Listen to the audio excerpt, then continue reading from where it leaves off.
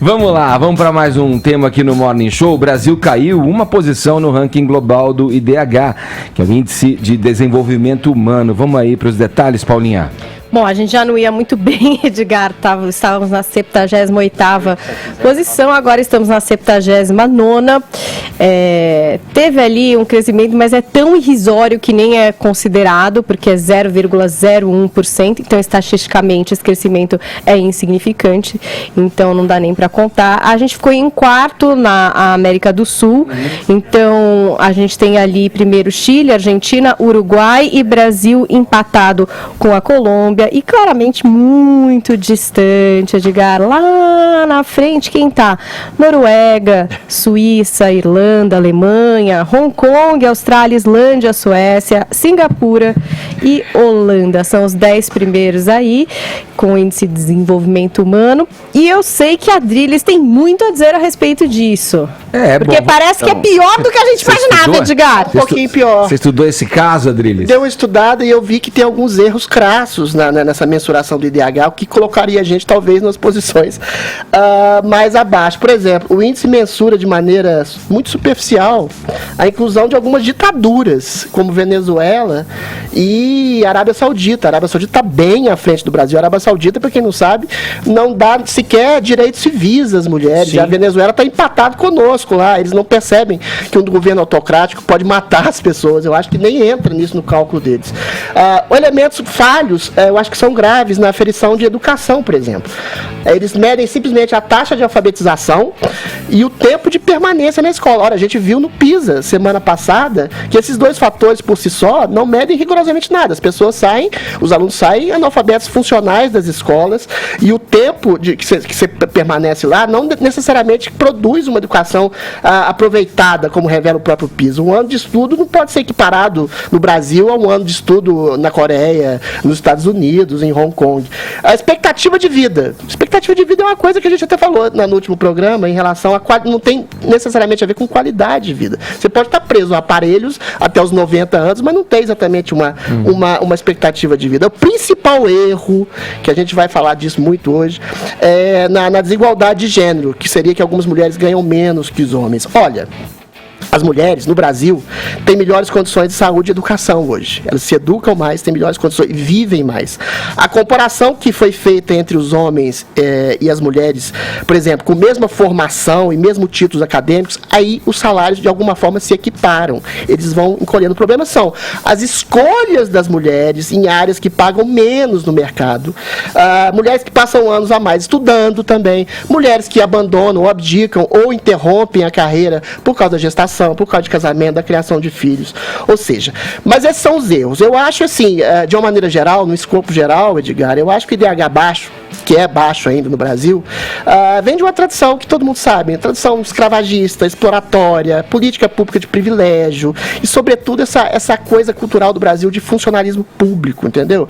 Isso é muito ruim para o empreendedorismo. Empreendedorismo, quando a gente fala em empreendedorismo no Brasil, a gente acha que é o Odebrecht, é o Roberto Marinho. Não é isso, é o padeiro, é o sorveteiro, que tem que pagar 3 vezes o salário do empregado para o Estado, entendeu? Essa cultura de inchaço do Estado, que faz com que o Estado seja feito para o funcionalismo público, que paga salários astronômicos. Não estou dizendo mal desse funcionalismo, mas assim, é uma cultura que não existe país que se desenvolve e que cresce à revelia de um empreendedorismo. Você pega os principais IDHs, Singapura, Hong Kong, Estados Unidos. O principal, outro erro também que eu queria dizer, é em relação a um erro clássico, a desigualdade de renda. Desigualdade de renda, Singapura é um dos países com maior desigualdade do mundo, só que todo mundo é rico. Eu lembro da Margaret Thatcher respondendo a um parlamentar, falando, não, a desigualdade do seu governo cresceu. Sim, mas os mais ricos ficaram mais ricos e os mais pobres também. Ou seja, você está com raiva e inveja dos mais ricos que ficaram mais ricos que você, mas o seu salário também aumentou. Não é a desigualdade que é o problema, é a miséria, é a pobreza absoluta que reina em grandes trechos aqui do Brasil. Porque esse relatório, né, Adriles, ele mostra que o Brasil tem a segunda maior concentração de renda do mundo, quer dizer, fica à frente apenas do Catar. 1% dos mais ricos no Brasil concentra quase 30% da riqueza do país e os 10% mais ricos, 42%. Então é uma desigualdade social bem grave aí. Mas a questão é a pobreza. A pobreza social é a miséria. Se você por que a gente está tão mal colocado? A gente falou do Bill Gates esses dias. O Bill Gates, o que ele faz? Ele alavanca, ele puxa, ele toma, ele fica rico, ele doa o dinheiro dele, mas é o bom empreendedor, que eventualmente puxa a economia para cima, gera emprego, gera trabalho, gera dividendos. Uma última coisa, que é o que o IDH falou que eu acho relevante, que é o acesso à tecnologia, à formação qualificada, que no Brasil também é muito insuficiente, que pode ser sentido nas próximas gerações. E eu acho que isso tem a ver também com a cultura de funcionalismo público. Os brasileiros não estão interessados em ter uma formação qualificada, eles estão muito mais interessados, o brasileiro que quer ascender socialmente, a entrar para o Estado. E o Estado, que se alimenta de si mesmo, nunca vai gerar um país mais desenvolvido. O Adriles, rapidinho, você fala aí, né, da questão, será que, quando você coloca, né, a mulher também, a opção por escolhas, sim, as escolhas serem escolhas onde se paga menos, pelo que eu entendi do que você falou aí, mas não seria uma falta de opção e que agora vem sendo revertida a partir de movimentos sociais, de mulheres que reivindicam igualdade de salários, porque a desigualdade, ela vai sempre existir por uma escolha individual, né, dentro da liberdade e da capacidade de cada um. Eu não estou nem falando da questão do excludente ali, né, das pessoas que são excluídas das possibilidades, claro, né, que ficam à margem da sociedade. Isso vai ser sempre uma questão social, né? Mas isso também, essa diminuição das diferenças, elas vêm, a meu entender, basicamente em decorrência de um levante das mulheres estarem dizendo, olha, isso não é justo, queremos equiparação em diversas áreas, exercemos as mesmas funções e queremos o mesmo salário. Por exemplo, antes eu acho que uma mulher era completamente desencorajada a ser médica. Isso é pra... Sabe assim? Sim, eu tenho uma amiga que ela é uma das, sei lá, é a segunda cirurgiã do aparelho digestivo formada pela USP de Ribeirão Preto. Por quê? Porque era muito complicado ali.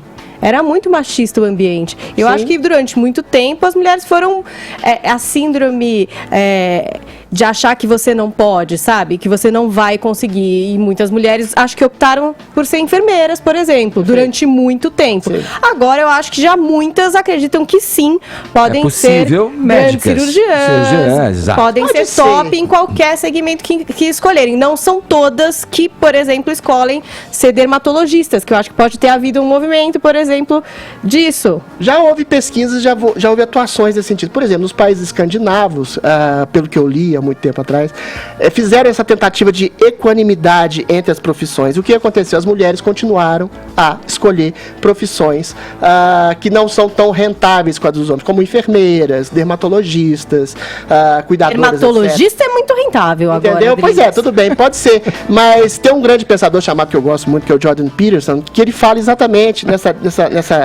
nesse conhecido corte. Nosso. Muito o Jordan. Tem primeiro. E ele faz esse corte que eu acho brilhante, porque algumas mulheres, ele fala assim, não, porque o movimento quer que as mulheres sejam executivas, querem ir pra frente. E ele fala, a vida de um executivo é uma merda. Você trabalha 14 horas por dia, você tem um senso de competitividade enorme. Grande parte das mulheres, segundo pesquisas feitas por ele, elas têm realmente essa iniciativa, elas se jogam no mundo executivo, são grandes advogados ou grandes empresários, mas chega um momento da vida, com 30 e poucos anos, que a condição biológica talvez fale mais alta, aí é uma grande discussão, que elas querem ser mãe, elas querem uma qualidade de vida maior, elas querem ter filhos, eventualmente elas abdicam desse tipo de grandes cargos executivos para uma vida mais familiar, mais contida com um emprego que talvez renda menos. Mais uma vez, o pesquisador Thomas Sowell, americano, fez uma pesquisa em nível quase mundial e ele fala que quando estão equiparadas nas mesmas condições socioeconômicas, em geral, o salário é muito parecido. Então, essa discussão se é uma coisa cultural imposta ou se é uma coisa